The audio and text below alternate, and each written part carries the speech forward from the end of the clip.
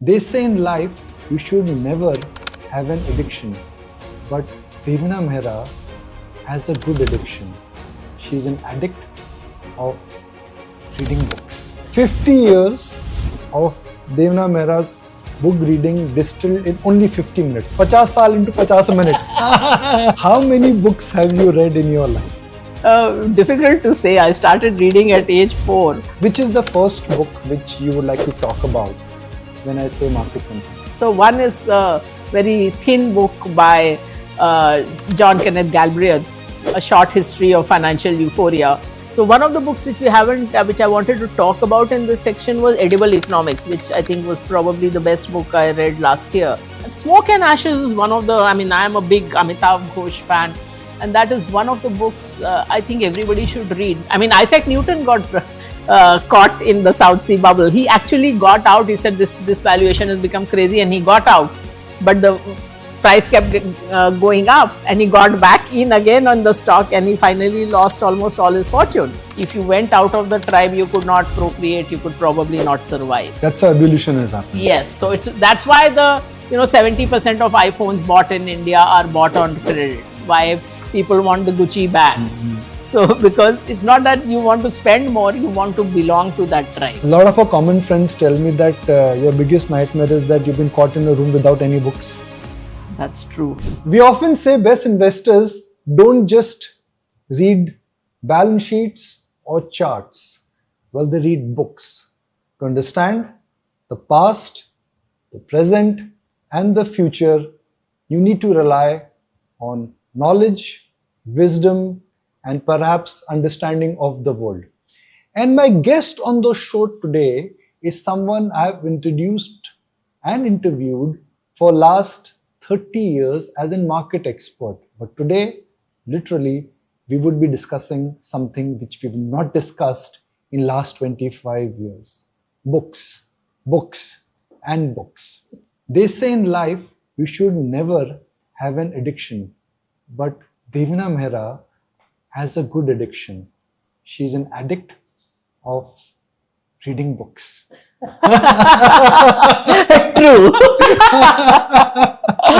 I actually wrote that in my class 10 board essay that I'm a book addict. How many books have you read in your life? Difficult to say. I started reading at age 4 and I never kept any data. Last about 10-11 years, I started to write it down just to remember the names of the books. And most years I read between 40 to 60 books, but the standard deviation is high. So in these 11-12 years, I think the lowest was 6 and the highest was 82. So it varies, because reading is not a task for me. I never have a target that I have to read so many books every year, because it's pleasure for me. So I read, and I'm a whimsical reader. I read what I feel like reading at a particular time, and I normally have 3-4 books going at a time. Depending on the mood at that moment, you pick up one. So we'll talk about your favorite books. You've been reading books, you've been distilling books, and you've been, in a sense, learning from books. 50 years of Devina Mehra's book reading distilled in only 50 minutes. 50 saal into 50 minutes.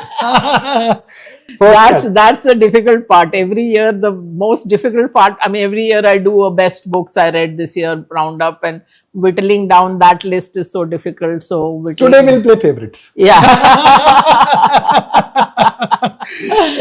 See, identification is easy for Devina, because out of 5,000 listed stocks on Bombay Stock Exchange, you always had a 50 favorite, right? This is far harder. Far harder. Okay. First, the easy part, which is markets and finance. Markets, you love it. Books, you always read. Right. So that's the easy part. Which is the first book which you would like to talk about when I say markets and finance? So one is a very thin book by John Kenneth Galbraith's, A Short History of Financial Euphoria. You can read it in a day practically. So it is, and very well written. So that's a book everybody should read. And that sets out, in a sense, why bubbles form and what happens post a bubble. A large part of it is that. And one of the, I'm paraphrasing here, he puts it much better that financial markets is one area where the history is completely forgotten. So there's very little institutional memory, if you will, of the past bubbles. And we all think when we read about tulip mania or South Sea bubble that no, we won't do it, but that all those patterns repeat, and you will see it. And one of the things which he talks about is that very often when a bubble is on, many people will also see it that yes, this is not quite right, but I'll be able to ride it and I'll be able to get out in time. But when the fall comes, it is very sudden and very sharp and nobody gets out. It's like Chuck Prince. Once he said that I will stop when the music stops. What he said was that that till the music plays, you have to get up and dance. Because at that time, he was talking about the mortgage market, that if you were a bank CEO and you didn't participate in that euphoria, you would not show the growth that everybody else was showing for the next few quarters or years, and you'll be out of a job before the bubble bursts. So, but the other interesting thing in this book is it says that when the bubble bursts, you look for villains. So whatever it is, depending on the type of what happened, whether it's banks or stock operators or brokers or companies, but there's always the element of greed in the so-called common guy who was in that. And they are never blamed, but they should be blamed. You know, very often things which are clearly not kosher, you get in because of the greed, whether it is the crypto boom or whether NFT crypto, or even like in stocks in 2024, everybody thought that the money was there for the making. So any stock you pick can double. So you are being greedy. So when the bust comes, you think of 1,001 villains. So this is one of the points he makes, that it is also the greedy speculator, the so-called layperson, who is also to be blamed. It is not just that everybody else created the bubble and you were innocent. So that's also an important takeaway. And bubbles, I mean, IPO market, for instance, I mean, in the 19th century, I think it was 1881 or something, the Paris bourse had 400 IPOs. The street vendor, the food vendor was giving out prospectuses, and obviously it ended badly. So the same patterns have repeated since at least modern stock exchanges started. So there was also a book on, after the Amsterdam Stock Exchange was the first modern stock exchange. So there's a book called Confusion of Confusions, which talks about a similar thing, that all the good and bad that you see in stock exchanges, that whether you can make money and you can lose money, all of those things had come out within years of the stock exchanges starting. So it's very interesting. But how easy it is for someone to relate to books which capture financial history and connect with the world today? Why? Because cycles are getting shorter. A lot of decision making today are done not by human, they are done by machines which are pre-programmed to understand cycles. Can we apply these books which are based on cycles and market history to today's real world? I mean, the bubbles still follow more or less the same pattern. That bubble, something which has a certain value up to a point goes far beyond that value. And many times you can see it. I mean, Isaac Newton got caught in the South Sea bubble. He actually got out. He said this valuation has become crazy, and he got out. But the price kept going up, and he got back in again on the stock, and he finally lost almost all his fortune. So that the human nature doesn't change ultimately. That is why even in literature, the classics, whether it is Shakespeare or whether it is Kalidas, or whether it's Kabir, you can still relate to it, because human nature does, all the things around it change, but human beings are still the same. Okay. So if somebody wants to understand cycles. And also, of course, you talked about probability. So one of the books on this list is a book called A Man for All Markets by Ed Thorp, which was about all these stochastic things. So he started with trying to game casino games and then came to markets. So he was actually the guy who formulated what later on came to be known as the Black-Scholes model of options. I often wonder whether, at that time he was managing money, so he kept it proprietary and he did not publish, but he was actually an academic. So for an academic to not publish something he had discovered, and then that goes on to win the Nobel Prize. I always wondered whether he would have regretted that decision. So we're still sticking to the topic, markets and finance. We've discussed 2 books here. Right. Let's move to your third favorite. Okay, so again, because markets don't change, so there's a book called Where Are the Customers' Yachts, Okay. which is about, I think, 1940s Wall Street.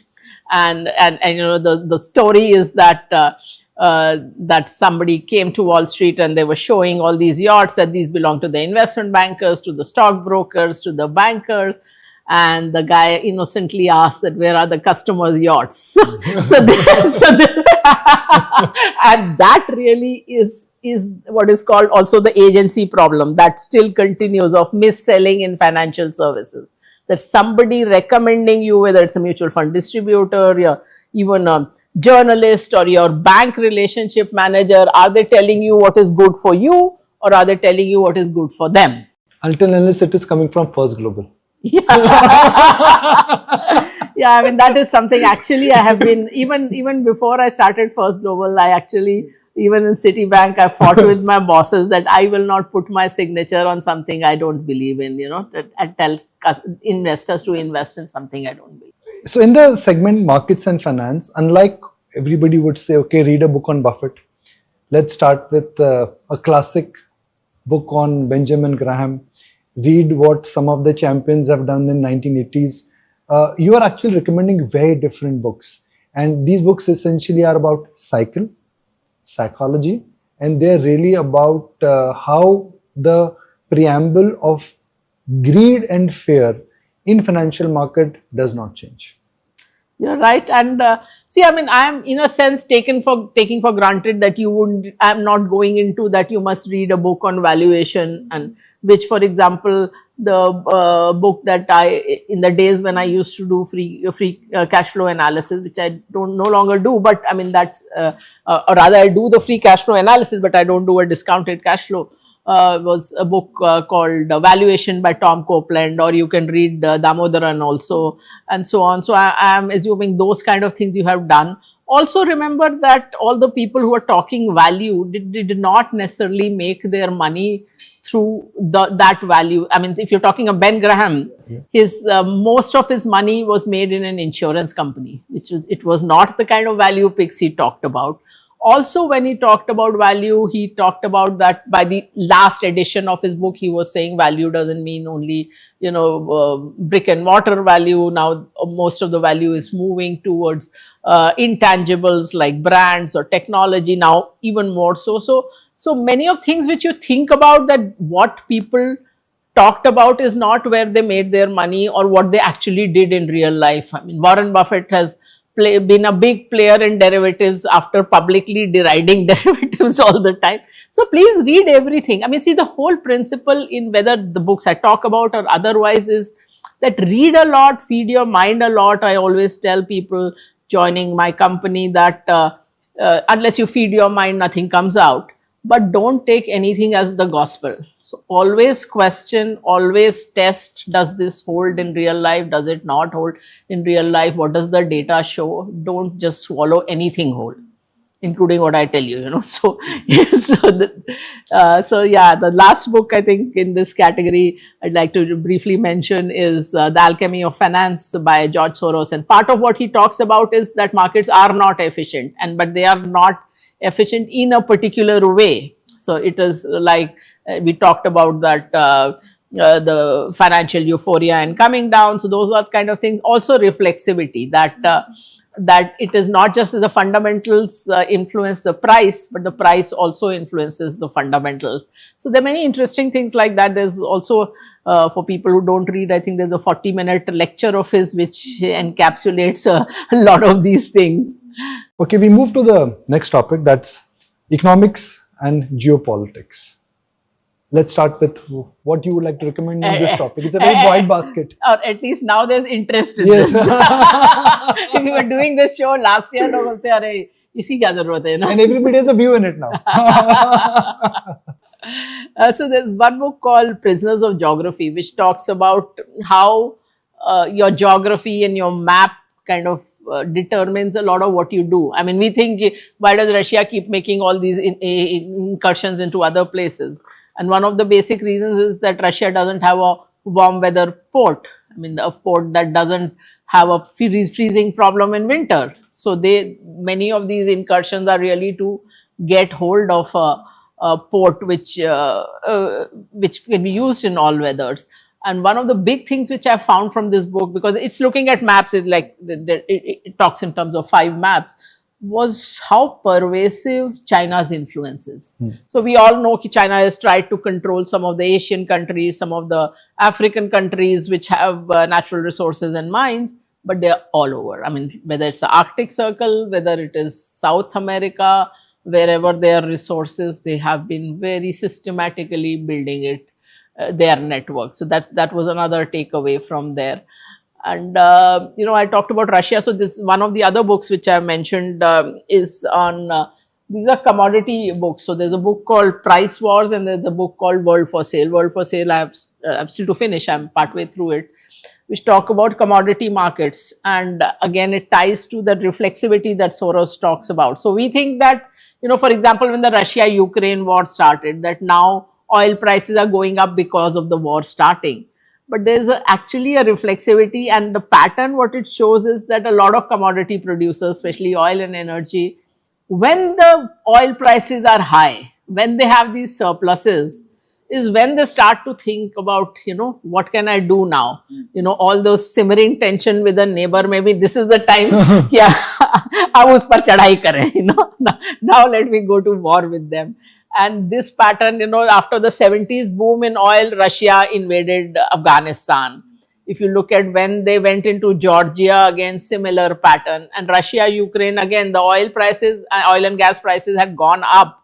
And that's when they did it. It is not, often the causality is exactly the reverse. So there was a research paper on this, and, this Price Wars deals with this. And of course, the World for Sale deals with all the murky networks that control commodities and how cagey they are about even their names going out. So these might be some of the richest people in the world, but they don't even want their names known. So very different from the kind of corporate world that we look at. The books we spoke about in the first section, Finance and Markets, was about understanding human behavior, cycle, fear, greed, how from tulip mania to the dot-com bust, everything was in a sense repeating. Like they say, courses remain the same, the horses will change. Yeah. But when it comes to connecting some of the geopolitical books, which are largely based on history, which is largely based on events, how can one learn, understand patterns, and then use them in real life? So, I mean, you don't know when and where you will use something. Sometimes it might even come from a fiction book that you think, oh, it might set off a train of thought. So one of the books which I wanted to talk about in this section was Edible Economics, which I think was probably the best book I read last year. So it is, most non-fiction books many are very thin on the ideas. So they stretch out a few ideas to book length. So this book is actually packed with ideas. So it's a relatively slim book, but, and then it has topics like beef, chicken, noodles, carrots or coconut. And it has woven a lot of both economics as well as history in it. That, for example, why is it that Indians, when they go to the US, achieve much more than what they achieve in India? So many times productivity is not your personal productivity. It is productivity within a system.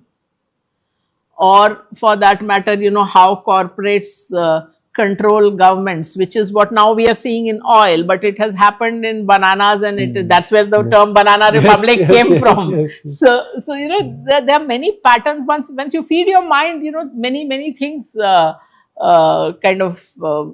get to understand. Let's look at the importance of food, and how food in a sense has really led to the change of the global map. Spice route. It was discovered only because the Europeans, they really wanted to make the food spicier. black pepper was actually weighed in gold. Yeah. It's so strange that we don't put importance of food, and how food in a sense has been the real center of lot of wars, lot of advances, and again lot of market wealth getting created. Right. And many booms and busts. I mean, cotton is Yes, another yes. boom and bust cycle. Mumbai City and cotton, of course. Yeah, and Mumbai City and opium. Yes. There's a book on Mumbai City called the Opium City, on how it would not have been a viable city but for the opium trade. So if somebody is planning to read edible economics, read it with an open mind, but with a hungry stomach. It's all about food. Just as we go towards lunch ourselves. Devina, in today's world, information is abundant, but it's difficult to choose. And that's the time your brain tricks you. The whole concept of productivity or self-improvement, I guess, is the most talked about, misused, and I would say overrated concept, at least in the field of reading. So a topic which is very close to your heart is how your brain tricks you or trips you. Both. I mean, your brain is set up for only two things: procreation and survival. It can at times be actively acting against your optimization of your portfolio or doing the best thing for your investments. So it is, the more, last few years, that's been a real topic of interest for me. I mean, finance, investing, all that, in a sense, you've read it and, been there, done that. But this really is the thing, that how your own brain trips you up. And there are, I consider him my guru, Daniel Kahneman. He's written two books, Thinking Fast and Slow and Noise. Both these books are, Thinking Fast and Slow is about systematic biases. Why is it that 1 lakh of loss gives you more pain than the joy you get from 1 lakh of profit? Again, very hard-coded. Loss aversion, very hard-coded. Why do you want to be in the consensus? Why do you want to do what everybody else is doing? Very hard-coded, because we are literally the progeny of people who chose to stay with the tribe. If you went out of the tribe, you could not procreate, you could probably not survive. That's how evolution has happened. Yes. So that's why the 70% of iPhones bought in India are bought on credit. Why people want the Gucci bags. So because it's not that you want to spend more, you want to belong to that tribe. If you are an investment banker, you think you need the Italian suits and the fancy watches, and without that you don't look the part. So there are many biases like that. There is storification. There's but the strangest part is this, and Daniel Kahneman worked in this field for over 70 years. He got a Nobel Prize for it. He said, intellectually I've understood everything, but my decision making has barely changed. And that's why, for example, I talk of systems, because systems take you out of bias. So now biases are systematic, that you're biased towards doing something or not doing something. But Noise, which is his second book, talks about randomness. So it is that you have fund managers or analysts with equal amount of experience around a table. You give them, everybody, a file with the same information on the same company. Everybody has a different view. That's Noise. It works for insurance practitioners. Everybody has different views with equal, on paper, equal expertise. Also, you yourself look at the same data differently on different days, depending on the weather, depending on whether you had a fight with the traffic. I mean, for example, data shows that if you want relief from a judge, let's say a bail or something, go after lunch, don't go before lunch. Yes. So those are things which are very difficult to eliminate without a system. In fact, in Noise, he says that a system will almost always outperform a human being. So that's why, as investors, I tell people that even if you have like 5 criteria, that these 5 ratios, I want to look at least be consistent with that. Because most people might say that I have these ratios, that I want to this kind of growth, this kind of margin, this kind of return. But when you look at their actual portfolio, it will be something else altogether. So keep to that discipline. So these, it tells you how many things are like not right with the way you are thinking. So there is also a book called The Invisible Gorilla, I was happy that some of those conclusions I had reached on my own. That one is that confidence does not equal competence. Okay. Which I learned through hiring mistakes. That somebody says that I know this doesn't mean, or I'm good at this doesn't mean that they're actually good at it. And and for example, since I was a child, I always used to think I wouldn't make a good eyewitness. After reading this book, I realized that all human beings are very poor eyewitnesses. It's not a personal feeling. I had realized that for myself, but it turns out, nobody is particularly good. Prices go up and down, narrative will follow. Yes, always. Because we are creatures of the story, so we want stories. We want neat stories. So as human beings, or as Homo sapiens, we love stories. Yes, and that's actually the only thing that is common across all civilizations, from the hunter-gatherer tribe to the most sophisticated.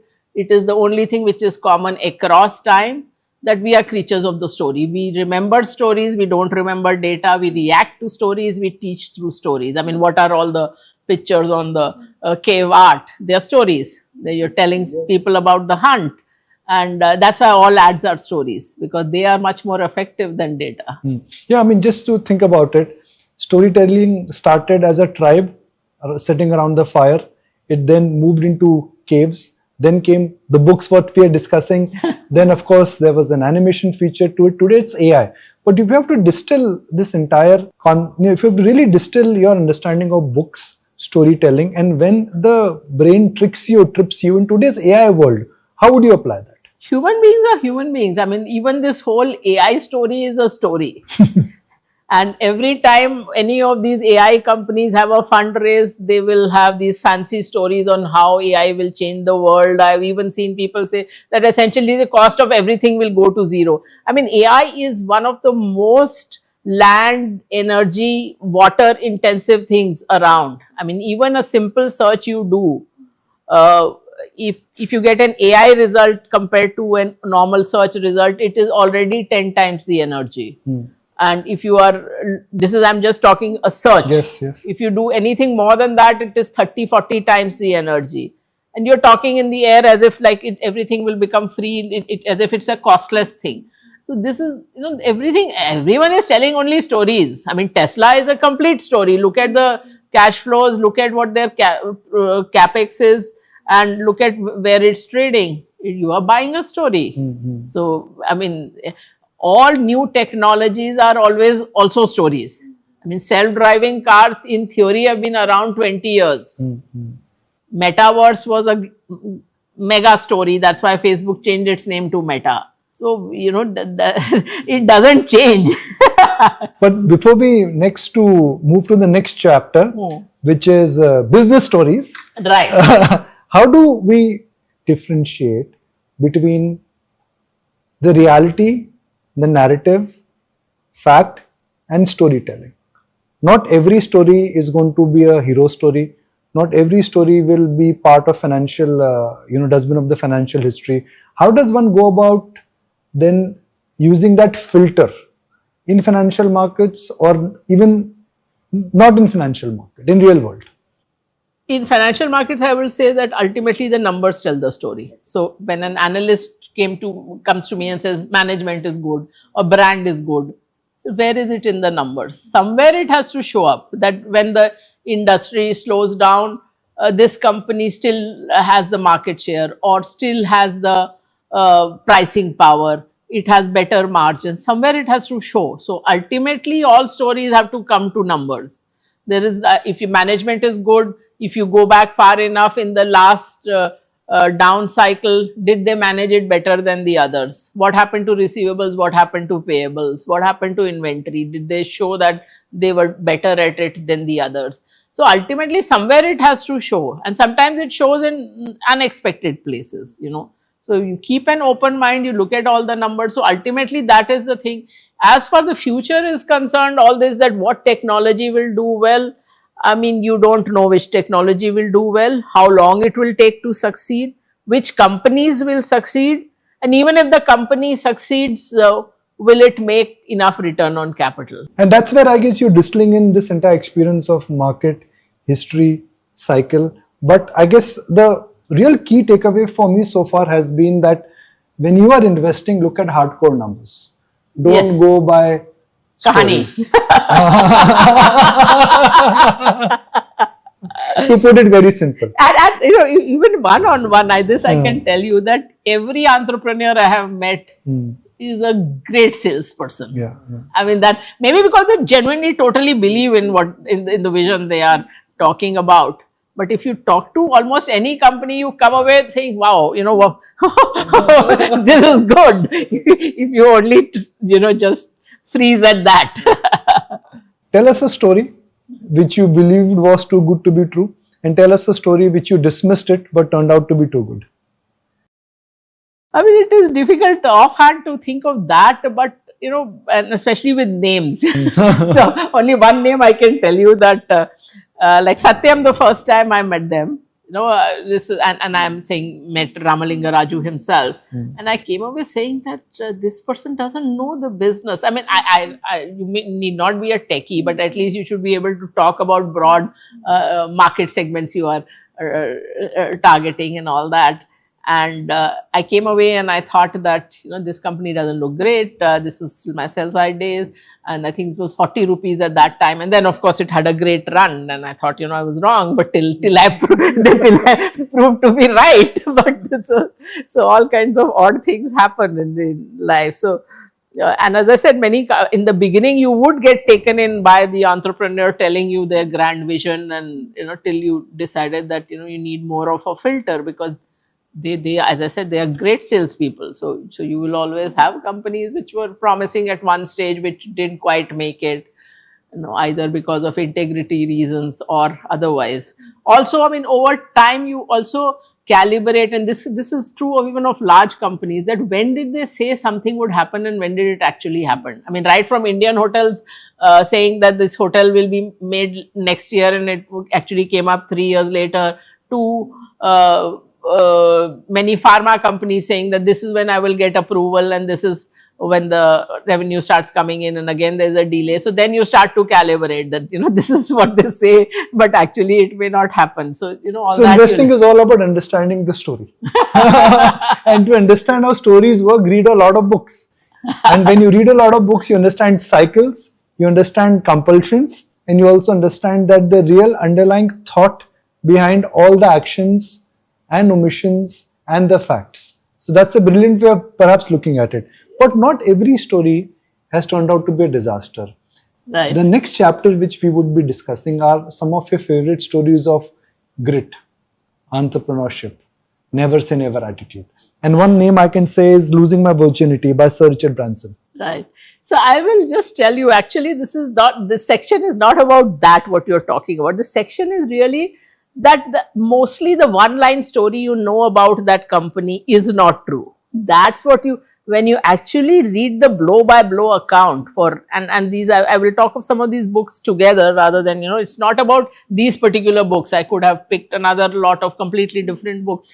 Of course, I mean, this Losing My Virginity and the Z Factor, which is the Subhash Chandra's book, both these are like these are good fun reads also, and they are, you know, written kind of no holds barred. So like if you read the Z Factor, it is really the nitty-gritties of what it means to run a business in India.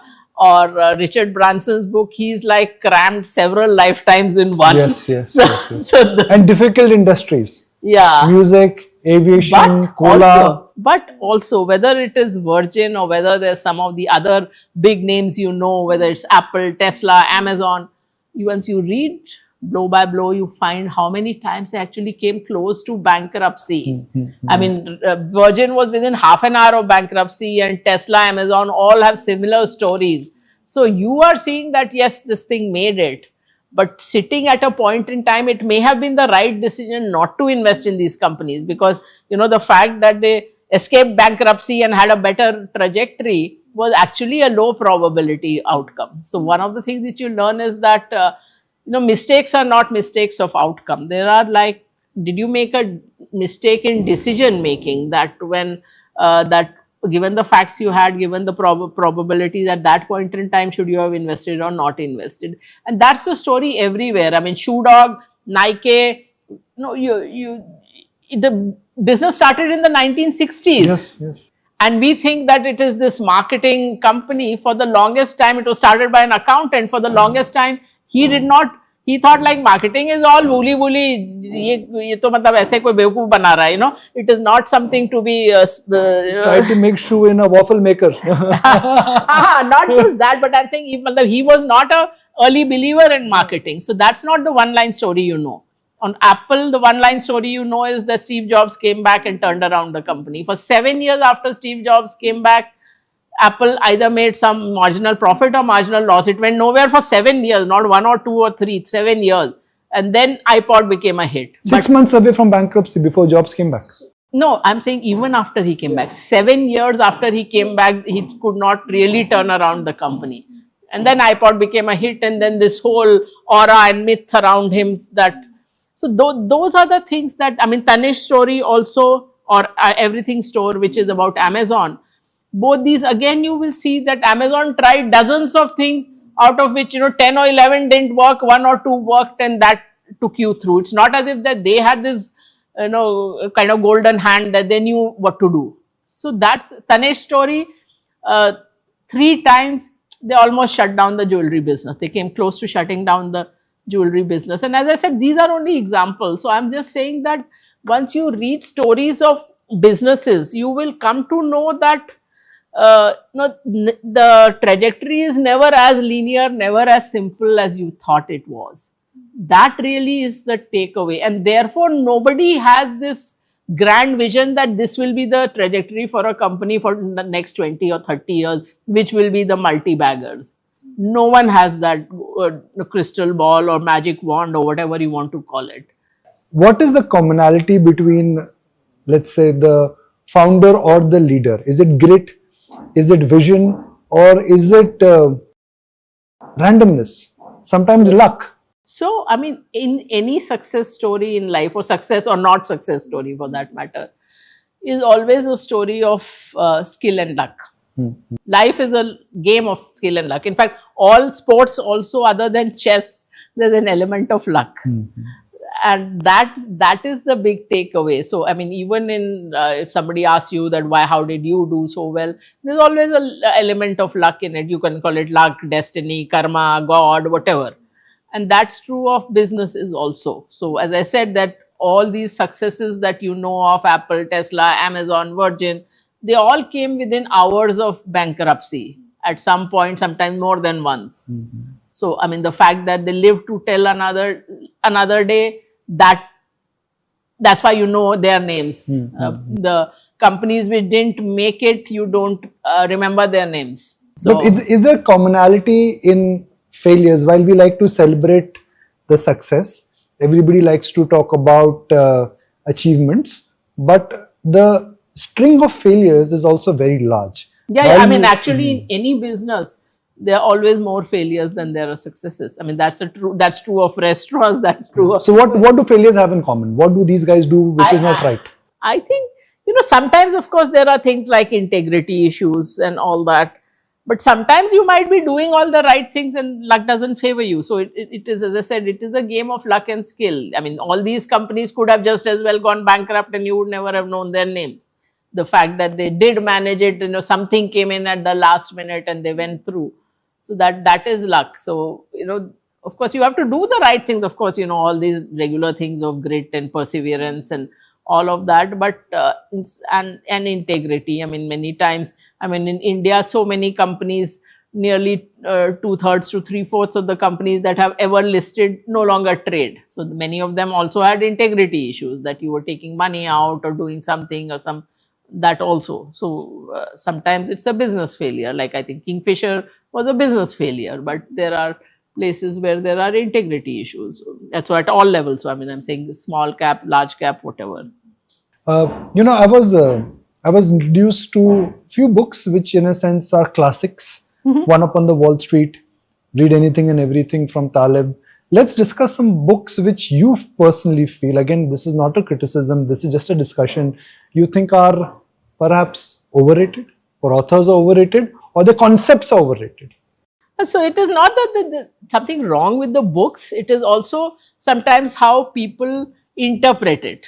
So for example, if you look at In search of excellence and good to great. So now, if you look at those, it's not as if the authors didn't do any work. They really, for every company, they had like research going up this big, all books and papers they read. But the fact is that, again, you come up with a narrative of something which is a success. So in both those books, if you look at the period after those books were written and for the next 10 years, not only did all those stocks underperform on the average, but the businesses underperformed. The businesses the revenues and profits did not grow in line with S&P 500. So again, you had built a brilliant story around why these companies were successful, but that's what you were doing. You were similar to what was mentioned in the halo effect, that that you were building stories on why they were successful, but those were actually not the reasons why they continued to be successful. So that was these were very, very well-known and famous books at the time, and but this was the data. Also, one up on Wall Street, while and nothing wrong with what is said there, but the point is that people thought it was a formula for all times, that buying consumer brands with predictable cash flows, the brands that you know and you like, is a formula for all time. It worked, in the US in the 80s and part of the 90s, that's what worked. But doesn't mean that always works in all time in all markets.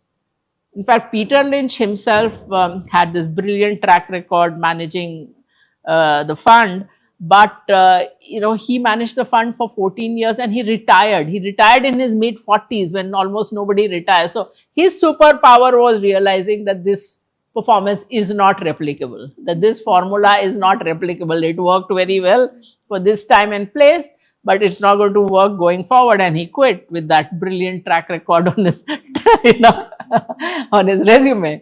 So that, I think, was a very smart thing to do. Now we come to history. Right. And this is very close to your heart.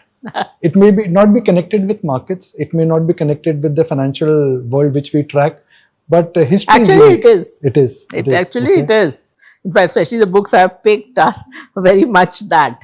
So, books you would let me start with the business history, which is this book called Business Adventures, which Bill Gates and Warren Buffett talk about as one of the best books they've ever read. I wouldn't quite put it there, but I mean, yes, it's a really good book. And you would think, these are actually, like, you can say almost like business magazine stories, mostly about the US from 1930s to 1960s roughly. And you would think that, why would I want to read about what happened then? But again, as I said, the patterns repeat, human beings don't change. So whether it is launch of a car model that failed.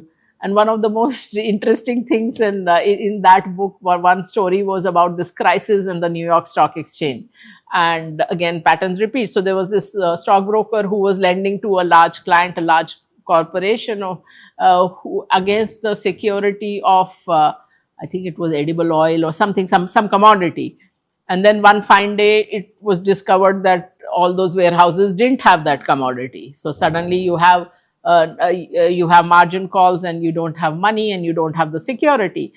And so that kind of model was done many times. We've had our own commodity exchange crisis, which was on similar lines. And if you talk about the Harshad Mehta scam also, that was also exactly the same thing, that you were getting bankers' receipts which said that this bank is holding so much of government bonds on my behalf, when those government bonds did not exist on the bank's books. So that was also, again, in a similar sense, that you are trading on the stock market against a security that does not exist. So as I said, patterns repeat. And Smoke and Ashes is one of the, I am a big Amitav Ghosh fan. And that is one of the books I think everybody should read, because opium is one thing which is such a big part of human history, which we don't realize how big a part of human history it is. The Parsi fortunes are opium fortunes. Rabindranath Tagore's family's fortune, opium fortune. The colonies were basically drug-running empires. The 25% of the British Raj revenue was opium. Again, I can connect with edible economics. Food, opium, spice trade, everything is now connecting. Yeah, and opium was like, it's crazy.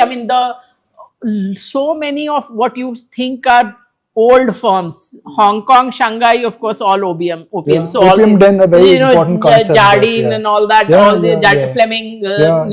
all these were original opium traders. All these companies, yeah, as I said, Shanghai, Bombay, Hong Kong would not have become cities at all without opium. But Royal Dutch, opium. Even the US East Coast, all the names you see on universities and on libraries and are all opium. The original money is all opium. So it's crazy how if you read that book, it is almost like a live thing. In fact, Amitabh Ghosh wrote that after I did the research, I almost couldn't bring myself to write the book. Which are the books you've reread and you will read them again? 3 of your books you've read them a couple of times and you don't mind reading them again. Not couple of times. The ones I would have read many times would be James Herriot. I mean, these are nothing to do with the business because these are, especially when you're at night, you just want something to relax. You read a chapter of either P.G. Wodehouse or James Herriot. Classic. It's a classic. So these are things which are like, which will just put you in a good mood that all is well in the world. So he was a country vet in Yorkshire in Britain, and it is 1930s, 40s, most of his stories, and wonderful stories about people, about animals. And when I sometimes see an abridged version of any of his stories, I remember which sentences have been left out. So I know that I've read them more than enough times, and books I've gifted also quite often. A lot of our common friends tell me that your biggest nightmare is that you've been caught in a room without any books. That's true. I mean, that's true. I mean, I would travel before Kindle days, especially. No, if I was traveling for 2 days, I would count out, okay, these clothes for 2 days enough. But, I should not run out of books. So books I must take for at least 6 days. That if I don't like this one, I must have a backup. So for our channel watchers, the book lovers, which are the books everyone should read? A tough one. So, I mean, I've already talked about the business books. So, there's a few other books which I actually tell people that even if you don't read regularly, please read them. One, of course, is related, which I spoke about Daniel Kahneman's books, but those are not very easy books to read. I took my own time to go through each because every chapter condenses what is in a whole book. Like there's a book called Everything is Obvious Once You Know the Answer, which was a good book in itself, but Noyes kind of just uses one chapter to explain that. So there's a book called The Art of Thinking Clearly, which explains each of these biases in simple words in 3 pages each. So a small white book. Yes, so that's one. The others are nothing to do with the business. One is a book called Being Mortal by Atul Gawande, which are questions which all of us have to face because all of us are mortal. So it's not that it's a fun book to read, but I think it's an extension of, I think, Checklist Manifesto. No, it's completely different. Completely different. In fact, the 2 books I really enjoyed of Atul Gawande are his earlier 2 books, which are collection of his columns, which have nothing to do with these 2 books, which are the better known books. Then there is a book called The Body Holds the Score, which is about how trauma really impacts you inside and, how you can, so it's a good thing to understand that it is not just what you are thinking, but somewhere in your body also that is held and how it can be released. And there's a book called The Early Indians, which I think everybody on the subcontinent at least should read, which is about how human beings came to India or the subcontinent rather, and how there are various phases of the people who came, and he uses linguistics, he uses archaeology, he uses genetics, a whole lot of things to put things together to understand the patterns of how Indians came to be what they are. I don't claim to be a voracious reader. I don't claim that I'm anywhere close to a book addict like you are. But I do love to read books. Great. And here's one recommendation from me for everyone, and that book is in the center. I will do the honors of opening this book right now. And this is from Devina. First, thank you for writing this book. I've read and I've reread this book. It is simple. It pours in years and years of experience. Anybody can use it, and anybody can perhaps learn from years of wisdom. Tell us about this book and why and how can one use this book? Thank you. I mean, I'm always very happy. Of course, you are from the industry, so I mean, your thing is a little discounted. But I mean, people who are not from the industry, in fact, people have told me that my 15-year-old could understand it, or my 75-year-old father or mother could understand it, and that's really an endorsement. So that is something that I set out to do. My parents were both academics, so I'm a child of teachers. So the whole thing was that once you understand something, there's that urge to also teach it.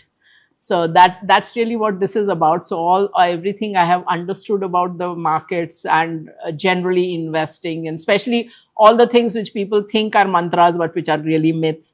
So that's what I tried to put in here. And if you see, I have these subheadings, I have boxes, I have these summaries. So I had to fight with the publisher, but I said, this is, and most chapters, if you see, there's a QR code at the end. So if you scan that QR code, you go to a video which is like 2 to 4 minutes, which explains that. So that's what I have, so I'm happy that it became a bestseller, but more than that, that people understand it. That's the whole thing. I don't know if you can just sign on the book for our viewers. Sure.